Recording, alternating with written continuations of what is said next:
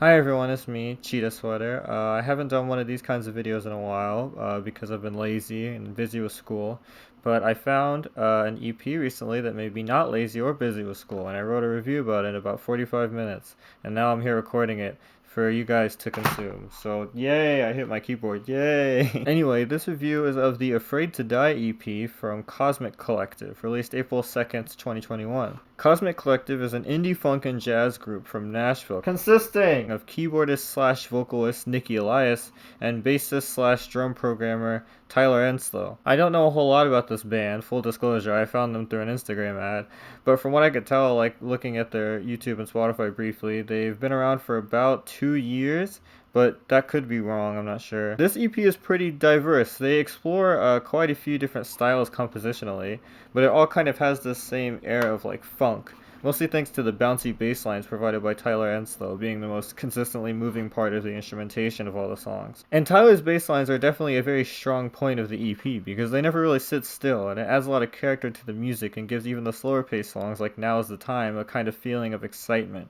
And it makes it a lot more engaging, and it makes it feel more funky, which is exactly what I was saying earlier. It's kind of this groovy bass line. There's a lot of disco bounces in there, or a little bit. I'm just gonna cut that part out. Nikki's vocals are also great, with this kind of smooth and soothing texture to them that sweetens everything she sings and makes it all sound really pleasant to the ear and really nice to listen to. Nikki's keyboard lines, I would say, are a lot like Ringo Starr's drumming in the Beatles, in the sense that a lot of it is relatively simplistic, but it's executed flawlessly, and it works really well in spite of being simplistic, and it doesn't really feel like it needs to be more complex. That being said, she's clearly a really skilled keyboard player, and her solo in the middle of Disbelief...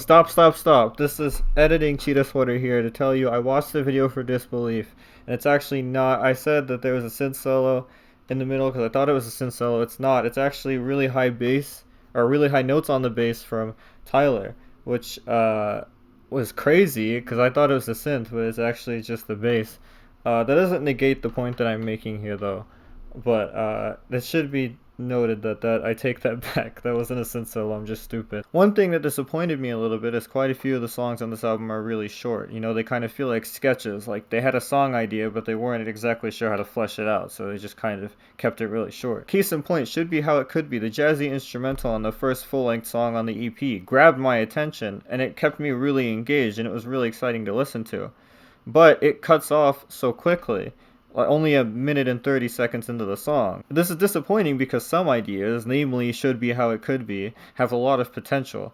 But it's definitely better than the alternative of dragging out a song idea that you clearly don't know what you want to do with. So, silver lining, I guess. That being said, the longer songs are also definitely the best ones. Afraid to Die and Transcendent Love are my favorite songs on that album, and they're both well over 3 minutes long. The most popular song on the EP, and the first one I myself heard as well, Transcendent Love, is a groovy and laid-back love song, and is one of the barest tracks on the album, but this emptiness almost makes it fuller, because the simplicity of the instrumental gives it this very sweet and bedroom poppy vibe that I really enjoyed when I heard it for the first time. Not to mention Tyler's bass line catching my ear and making it even more enjoyable to listen to. The longest song, and also the last full-length song on the EP, Disbelief, is a nice groovy house jam with some really pleasing vocal melodies and a pretty fitting reference to Satisfaction by Benny Benassi as well.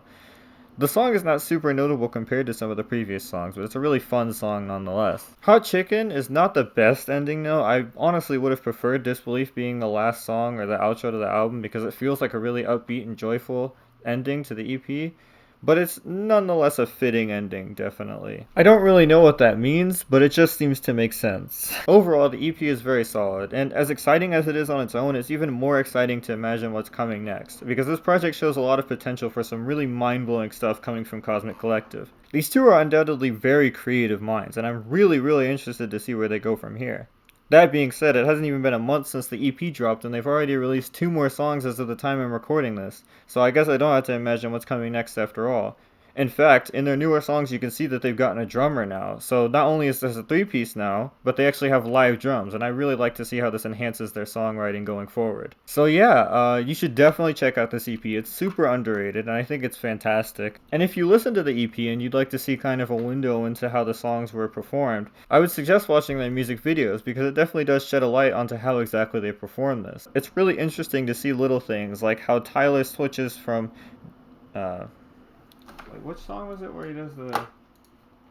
where he switches from the bass guitar to the synth. It's really interesting to see little things like how Tyler switches from bass guitar to synth in the middle of Should Be How It Could Be. So I'd highly suggest checking out the videos if you're really interested in that. Either way, definitely check out their stuff, leave some really nice comments on their videos, and yeah.